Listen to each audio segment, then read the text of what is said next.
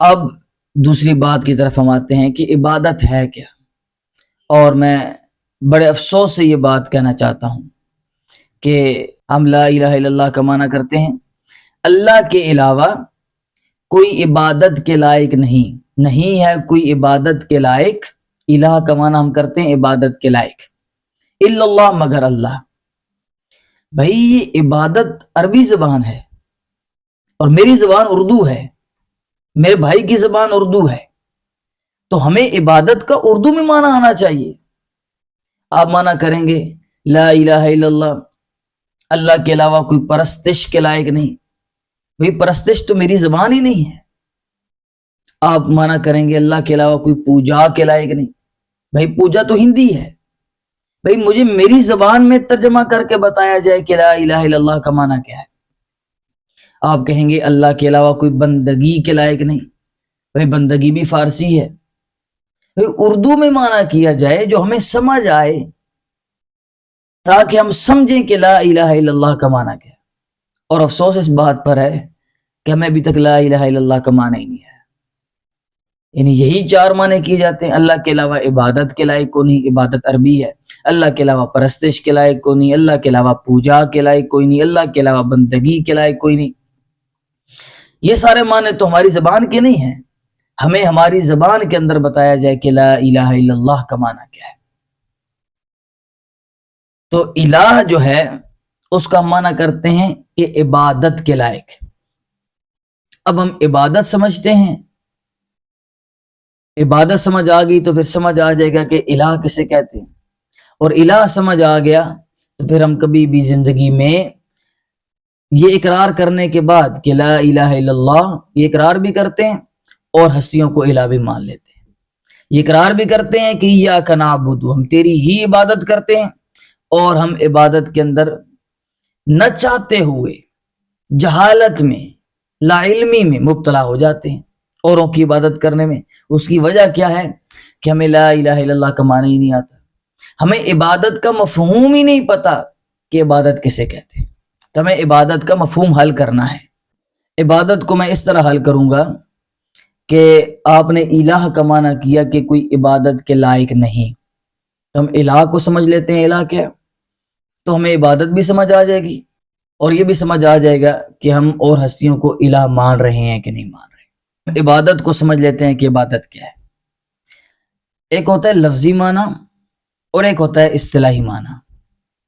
لفظی معنی جب ہم کرتے ہیں تو اس کے اندر ساری چیزیں داخل ہو جاتی ہیں، غیر بھی داخل ہو جاتی ہیں، اور جب ہم اصطلاحی معنی کرتے ہیں، ٹرمز اینڈ کنڈیشنز کو دیکھ کے معنی کرتے ہیں، تو پھر ہم باقی چیزوں کو نکال دیتے ہیں اور صرف وہ اس چیز پر صادق آتا ہے۔ مثلا یہ پین ہے، اب اس کا لفظی معنی کریں ہم لکھنے کا آلہ، یہ اس کا لفظی معنی ہے۔ اب دیکھیں لکھنے کے آلے کے اندر مارکر بھی شامل ہے، لکھنے کے آلے کے اندر پینسل بھی شامل ہے، پینٹ والی برشی بھی شامل ہے، یہ سارے لکھنے کے آلے ہیں، رنگین مارکر بھی شامل ہے، یہ سارے لکھنے کے آلے ہیں۔ لیکن جب میں ایک ایسی تعریف کروں جو ٹرمز اینڈ کنڈیشنز کے مطابق ہو، ساری چیزیں نکل جائیں، مارکر نکل جائیں، پینسل نکل جائے، بال پین نکل جائے، صرف اور صرف اس پین پر صادق ہے، تو میں کہوں گا کہ یہ ایک لکھنے کا آلہ ہے جس کے اندر سیاہی ڈالی جاتی ہے اور یہ فلاں کمپنی کا ہے۔ اب باقی چیزیں اس سے خارج ہو گئیں اور صرف اس کی جنس پر یہ بولا جانے لگا۔ تو لفظی معنی ہوتا ہے اور ایک اصطلاحی معنی ہوتا ہے۔ لفظی معنی کے اندر ساری چیزیں شامل ہو جاتی ہیں، اور جب ہم اصطلاحی معنی کرتے ہیں ٹرمز اینڈ کنڈیشنز کو دیکھ کے، تو پھر ہم باقی چیزوں کو ہم خارج کر دیتے ہیں۔ عبادت کا جو لفظی معنی ہے وہ ہے غایت تذلل۔ یہ غایت تذلل کا معنی امام راغب اصفہانی رحمہ اللہ نے مفردات القرآن کے اندر کیا ہے۔ غایت تذلل، ذلت کی انتہا، سرنڈر کرنے کی انتہا، عاجزی کی انتہا کو عبادت کہتے ہیں۔ عاجزی کی انتہا کو، یہ لفظی معنی کر رہا ہوں، اب اس کے اندر اور بہت ساری چیزیں شامل ہوگی، لیکن جب میں اصطلاحی معنی کروں گا تو ساری چیزیں خارج ہو جائیں گی، اور صرف ایسی چیز پر صادق آئے گا جو اللہ کے لیے خاص ہونی چاہیے لیکن ہم کرتے نہیں، اور پھر آپ لوگوں کا فیصلہ ہے کہ ہم کرتے ہیں خاص کہ نہیں کرتے۔ لیکن ہمیں اردو میں عبادت کا مفہوم سمجھنا ہے. تو غایت تذلل یہ آسان معنی، اور بھی معنی کیے ہیں. ہی الخضوع والتذلل للغیر بقصد التعظیم، وہ عاجزی، جسم کے اندر عاجزی ظاہر ہو اور ذلت ظاہر کرنا غیر کے لیے، بقصد التعظیم، تعظیم کی نیت سے. کسی کی تعظیم کر رہے ہیں، کسی کی بڑائی کر رہے ہیں اور اس کے اندر آپ عاجزی کی انتہا کر دیتے ہیں، اسے عبادت کہتے ہیں. بھائی ہینڈز اپ، میں کچھ بھی نہیں کر سکتا، یہاں سے آگے میں ہوں ہی کچھ نہیں، جس ہستی کی عبادت کر رہا ہوں وہی سب کچھ ہے، تو اسے غایت تذلل کہتے ہیں. یہ لفظی معنی ہو گیا. اصطلاحی معنی کیا ہے؟ اصطلاحی معنی بہت سارے کیے گئے، لیکن میں آپ کو اردو میں الہ کا معنی، عبادت کا مفہوم سمجھانے کے لیے آسان سی تعریف کر دیتا ہوں. وہ یہ ہے: العبادت عبارت عن الاعتقاد والشعور بأن للمعبود سلطة غیبیة يقدر بها على النفع والضرر فكل دعاء وثناء ونداء ينشأ بهذا الاعتقاد فهو العبادة. ترجمہ کر لیتے ہیں، پھر اس کو آسان بھی کر لیتے ہیں. عبادت نام ہے دو صفتوں کا، دو چیزوں کا. جب آپ کسی کے اندر وہ دو صفتیں مان لیں گے تو آپ نے اس کو الہ مان لیا، گویا آپ نے اس کی عبادت کی، چاہے آپ زبان سے اقرار کریں یا چاہے آپ زبان سے اقرار نہ کریں. بس یہ دو چیزیں آپ کے ذہن میں ہوئی کوئی بھی کام کرتے ہوئے تو عبادت بن جائے گا. پھر سمجھ لیں عبادت کا مفہوم. دو صفتیں ہیں الہ کی، ہم ثابت کریں گے انشاءاللہ قرآن پاک میں یہ صفتیں ہر جگہ بیان ہوئی ہیں. یہ دو صفتیں ہیں، وہ دو صفتیں آپ ذہن میں رکھ کے کوئی بھی کام کرتے ہیں کسی بھی ہستی کے لیے تو وہ کام اس ہستی کی عبادت بن جائے گا، چاہے آپ زبان سے اقرار کریں یا نہ کریں. پہلی صفت ہے سلطتاً غیبیتاً، غیب دان ہونا. آسان فہم الفاظ میں کہ اس ہستی کو میں نہیں دیکھ رہا، وہ مجھے دیکھ رہا ہے. سب سے آسان مفہوم ہے سلطہ غیبیہ کا. میں جس ہستی کے سامنے یہ کام کر رہا ہوں، جس ہستی کے لیے کام کر رہا ہوں، میں اسے نہیں دیکھ رہا، وہ مجھے دیکھ رہا ہے. یہ پہلا عقیدہ ہے، پہلی صفت ہے. اور دوسری صفت، دوسرا عقیدہ کہ وہ میرے اس کام سے باخبر تو ہے ہی، وہ میرے نفع اور نقصان پہنچانے پر قادر ہے. خود نفع اور نقصان پہنچا سکتا ہے یا کسی سے نفع اور نقصان پہنچوا سکتا ہے، قادر ہے نفع اور نقصان پر. یہ دو اعتقاد رکھتے ہوئے آپ نے کوئی بھی کام کیا، فکل دعا کی، ندائن کسی کو پکارا، وثنائن کسی کی تعریف کی، کسی کی تعظیم کی، کسی کے سامنے جھکے، کسی کے سامنے ہاتھ باندھ کے کھڑے ہوئے. ان دو اعتقادوں کو ذہن میں رکھتے ہوئے کہ میں اسے نہیں دیکھ رہا، وہ مجھے دیکھ رہا ہے، اور وہ میرے نفع نقصان پر یعنی میرا کام کرنے پر یا کروانے پر قادر ہے. یہ دو اعتقاد رکھ کے کوئی بھی کام کیا وہ عبادت بن جائے گا. اس کو ہم مثال کے ذریعے آسان کر لیتے ہیں. دیکھیں، میں اپنے استاد کے سامنے ہاتھ باندھ کے کھڑا ہو گیا، یہ عبادت بنا؟ نہیں عبادت بنا. کیوں نہیں بنا؟ عبادت اس لیے نہیں بنا کہ میرے ذہن میں یہ دو عقیدے نہیں ہیں. استاد مجھے دیکھ رہا ہے، میرے سامنے موجود ہے، میں اسے بلا رہا ہوں، اسے بات کر رہا ہوں، اس کے سامنے ہاتھ باندھ کے کھڑا ہوں، تو یہ عبادت نہیں بنا. لیکن نماز کے اندر میں نے ہاتھ باندھے، اب یہ عبادت بنا. کیونکہ میرے ذہن میں دو عقیدے تھے کہ میں اللہ کو نہیں دیکھ رہا، وہ مجھے دیکھ رہا ہے. خود بخود یہ عقیدے ہوتے ہیں، خود بخود یہ صفتیں موجود ہوتی ہیں انسان کے ذہن کے اندر کہ میں اللہ کو نہیں دیکھ رہا، اللہ مجھے دیکھ رہا ہے. دوسرا، وہ میرے اس عمل سے خوش ہوگا، وہ میرے کام کرنے پر قادر ہے، میرے نفع نقصان پر قادر ہے. اب یہ ہاتھ باندھنا عبادت نہیں تھا، ورنہ استاد کے سامنے ہاتھ باندھنا بھی عبادت بن جاتا، اپنے والد کے سامنے ہاتھ باندھنا بھی عبادت بن جاتا. تو یہ ہاتھ باندھنا عبادت نہیں تھا، اس کو دو عقیدوں نے عبادت بنایا کہ میں اللہ کو نہیں دیکھ رہا، اللہ مجھے دیکھ رہا ہے، اور وہ میرے نفع نقصان کا مالک ہے۔ اور اگر جان کی امان پاؤں تو اگلی مثال ذکر کروں کہ جب ایک ہمارا بھائی قبر پر کھڑا ہوا اور ہاتھ باندھ لیے، اب یہ اس کا ہاتھ باندھنا عبادت بنے گا کہ نہیں بنے گا؟ بالکل بنے گا۔ کیوں؟ کیونکہ اس کا یہ عقیدہ ہے کہ میں قبر والے کو نہیں دیکھ رہا، قبر والا مجھے دیکھ رہا ہے، میرے حالات سے باخبر ہے۔ ہر قبر سے مانگنے والے کا یہ عقیدہ ہوتا ہے کہ میں اسے نہیں دیکھ رہا، وہ مجھے دیکھ رہا ہے، پہلی صفت۔ دوسری، وہ میرا کام کرنے پر قادر ہے، وہ میرے کام کرنے پر یا اللہ تعالیٰ سے سفارش کر کے کام کروانے پر قادر ہے۔ بھائی یہی دو صفتیں تو عبادت بناتی ہیں، اور آپ نماز میں کہہ رہے ہیں ایاک نعبد، ہم تیری ہی عبادت کرتے ہیں، لا الہ الا اللہ، اللہ کے علاوہ عبادت کے لائق ہے ہی کوئی نہیں۔ یہ عبادت کا اردو میں مفہوم ہے کہ دو صفتیں ذہن میں آ گئیں کوئی بھی کام کرتے ہوئے تو عبادت بن گیا۔ اس کی ایک اور آسان مثال سمجھ لیں، بچے کو چومنا عبادت ہے؟ نہیں ہے۔ کیوں نہیں ہے؟ اس لیے نہیں ہے کہ بچے کو چومتے ہوئے ہمارے ذہن میں یہ دو عقیدے نہیں پائے گئے۔ لیکن حجر اسود کو چومنا عبادت ہے کہ نہیں ہے؟ عبادت ہے۔ کیوں؟ کیونکہ حجر اسود کو چومتے ہوئے میرے دو عقیدے تھے کہ میں جس ہستی کے لیے حجر اسود کو چوم رہا ہوں، میں اس ہستی کو نہیں دیکھ رہا، وہ مجھے دیکھ رہا ہے۔ دوسرا، وہ میرے اس عمل سے خوش ہوگا کہ میں نے اس کے نبی کی سنت کو زندہ کیا ہے، وہ مجھے نفع اور نقصان پہنچانے پر قادر ہے، مجھے نفع پہنچائے گا، خوش ہوگا۔ اب یہ چومنا عبادت بنا۔ اس چومنے کو کس چیز نے عبادت بنایا؟ ان دو عقیدوں نے۔ اب ہمارا بھائی ایک قبر پر گیا اور وہاں جا کے اس قبر کو چوم رہا ہے، اور ذہن میں یہ دو عقیدے ہیں کہ میں قبر والے کو نہیں دیکھ رہا، قبر والا مجھے دیکھ رہا ہے۔ اسی لیے تو پاؤں کی جانب کھڑے ہوتے ہیں کہ سرانے کی جانب بزرگ کو اوپر دیکھنا مشکل ہوتا ہے،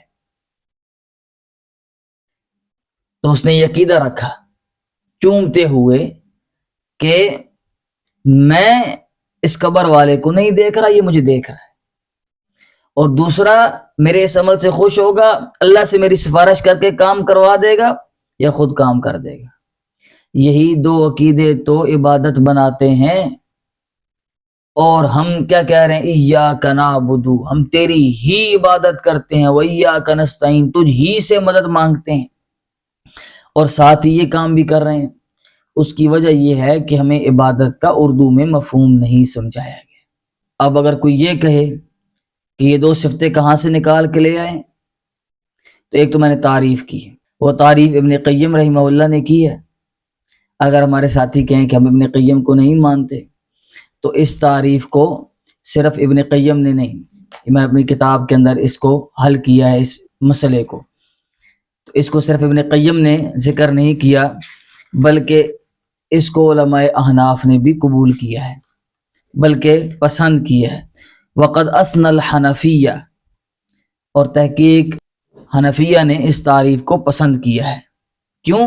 بِأَنَّهُ جَامِعٌ لِأَنْوَاعٍ مِّنَ الْعِبَادَةِ، کیونکہ یہ عبادت کی تمام اقسام کو شامل ہونے والی ہے۔ بھئی سمپل دو صفتیں مان لی تو عبادت بن گیا۔ قال الشیخ السرخسی، شیخ سرخسی رحمہ اللہ کہتے ہیں کہ یہ جو تعریف ہے، ما احسن ما قیل، کیا یہ خوبصورت جملے ہیں جو کہنے والے نے کہے ہیں، یعنی اس تعریف کو انہوں نے پسند کیا ہے۔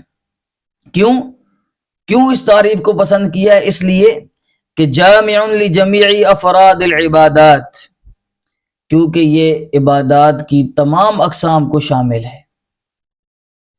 من الصلاۃ والزکاۃ والصوم والحج والذکر والنظر، نظر ماننا، جی نظر مانتے ہوئے، ہاں یہ عقیدہ رکھا کہ یہ جو میں چاول دے رہا ہوں، یہ جو میں بکرا دے رہا ہوں، یہ جو میں مرغا دے رہا ہوں، یہ جو میں مٹھائی دے رہا ہوں، یہ جو میں چنے بانٹ رہا ہوں، کوئی بھی چیز وہ میں جس ہستی کے لیے کر رہا ہوں وہ ہستی مجھے دیکھ رہی ہے، جانتی ہے کہ میں 11ویں کر رہا ہوں، جانتی ہے کہ میں اس کے لیے یہ عمل کر رہا ہوں۔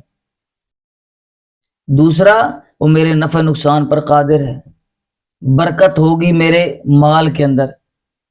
تو یہ نظر ہے، یہ نظر مانتے ہوئے بھی دو عقیدے رکھے، اور والثنا تعریف کرتے ہوئے، والدعاء دعا کرتے ہوئے، والعبادات القولیہ والبدنیہ والمالیہ، قولی عبادت، مالی عبادت، بدنی عبادت، کوئی بھی عبادت کرتے ہوئے یہ دو صفتیں ذہن میں رکھی تو وہ عبادت بن گئی۔ آگے کیا کہتے ہیں؟ فَكُلُّ مَن يَعْبُدْ، جو شخص بھی عبادت کرے، بِهَذَا الاعتقاد، ان عقائد کے ساتھ، یہ دو عقائد کے ساتھ، فَهُوَ عبادہ، اس کا یہ کام کرنا عبادت بن جائے گا۔ یہ عبادت کا اردو میں مفہوم ہے کہ دو صفتیں، ان کو آسان کرتے تھے ہمارے دادا استاد نیلوی شاہ صاحب رحمۃ اللہ علیہ، کہتے تھے ہمادان ہما کن، بس ان دو لفظوں کو یاد کر لو، ہمادان جاننے والا، ہما کن کرنے والا۔ یہ دو صفتیں کسی کے اندر مان لیں، اس اعتقاد کے ساتھ کوئی بھی کام کیا، پکارا، ندا کی، صدا کی، کسی بھی حاجت کے لیے پکارا تو یہ عبادت بن جائے گا، کوئی کام بھی کیا تو یہ عبادت بن جائے گا۔ اور یہ عبادت ہی غیر اللہ کے لیے ناجائز اور حرام تھی، جو ہم کہہ رہے ہیں لا الہ الا اللہ، اللہ کے علاوہ کوئی عبادت کے لائق نہیں، ایاک نعبد، خاص تیری ہی ہم عبادت کرتے ہیں، وایاک نستعین، اور خاص تجھ ہی سے ہم مدد چاہتے ہیں۔ اب باقی یہ بات کہ جی زبان سے تو ہم الہ نہیں مانتے، زبان سے تو کوئی بھی کسی بزرگ کو الہ نہیں مانتا، تو میرا بھائی زبان سے اقرار کرنا ضروری نہیں ہے۔ جیسا کہ حضرت عدی بن حاتب رضی اللہ تعالیٰ عنہ جب نبی کریم صلی اللہ علیہ وسلم کی خدمت میں حاضر ہوئے، سورۃ توبہ کی آیت پڑھی کہ اتخذوا احبارهم ورهبانهم اربابا من دون اللہ والمسیح ابن مریم، ان لوگوں نے اپنے پیروں کو، اپنے بزرگان دین کو، اپنے علماء کو رب بنا لیا، من دون اللہ، اللہ کے علاوہ۔ بھئی رب بنانا، عبادت کرنا، یہ صفت ہے اللہ کی، انہوں نے بزرگوں کی اور علماء کو یہ صفت دے دی، والمسیح ابن مریم، اور حضرت عیسیٰ بن مریم علیہ السلام کو دے دی۔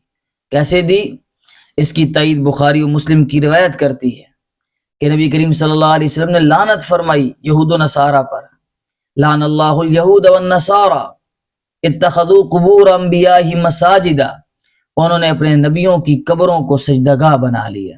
اور ایک دوسری روایت حضرت ام سلمہ رضی اللہ تعالی عنہا کی، جس میں نبی کریم صلی اللہ علیہ وسلم نے فرمایا کہ ان اولئک، بے شک یہ لوگ، اذا كان فيهم الرجل الصالح فمات بنوا على قبره مسجدا، جب بھی ان کے اندر کوئی نیک شخص فوت ہو جاتا تو اس کی قبر کو سجدہ گاہ بنا لیتے تھے، جیسے آج ہم کر رہے ہیں، کیونکہ ہمیں عبادت کا مفہوم ہی نہیں پتہ، ہمیں اردو میں عبادت کا مفہوم ہی نہیں بتایا گیا۔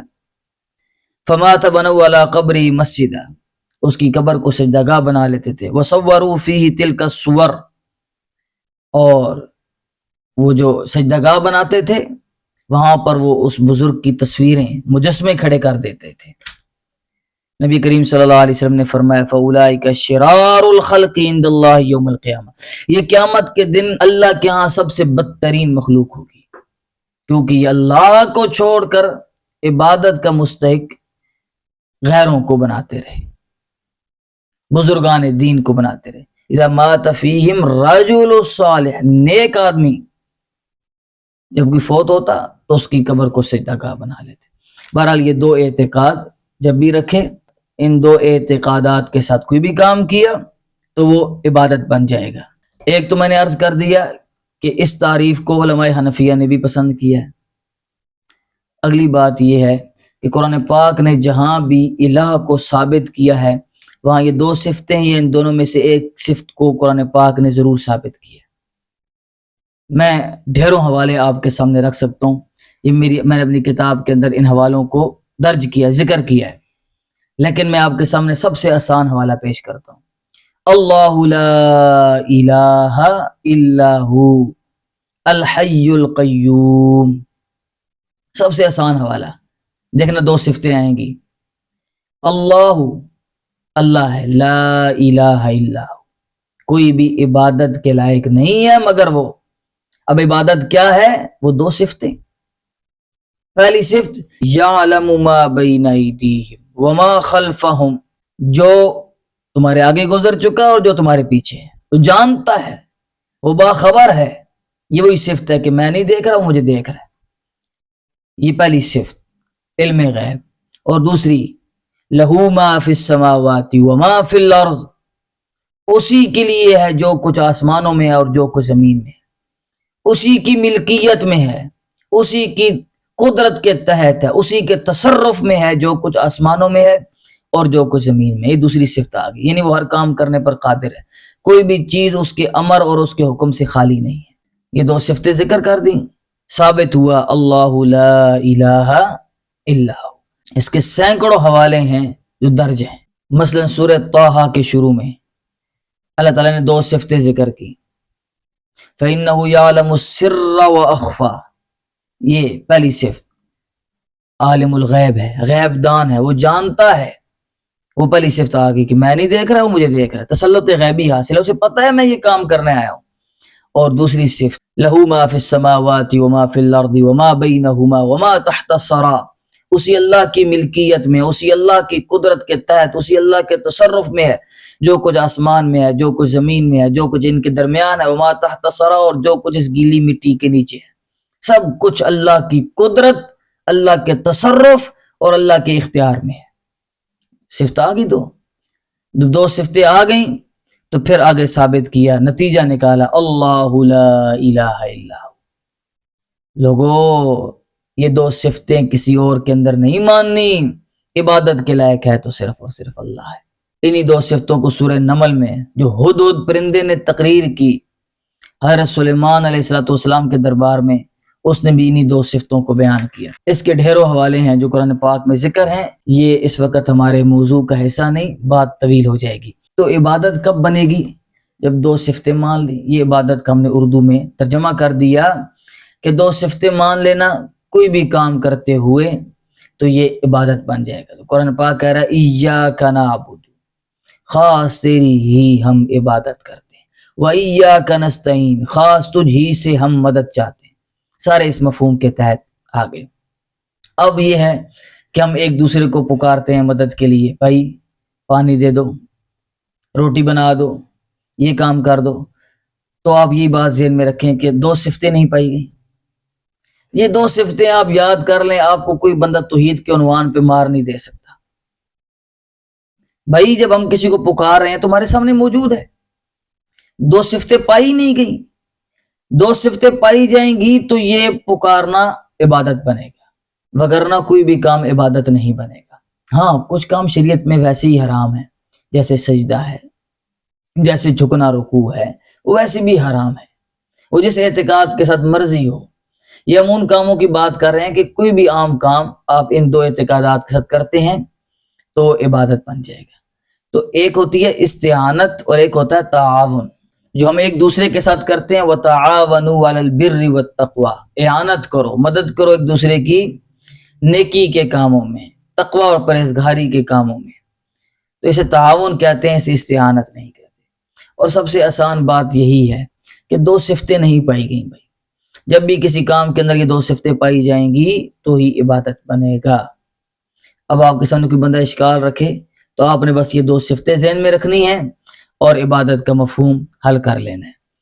ایاک نعبد و ایاک نستعین، خاص تیری ہی ہم عبادت کرتے ہیں، و ایاک نستعین، اور خاص تجھی سے ہم مدد چاہتے ہیں۔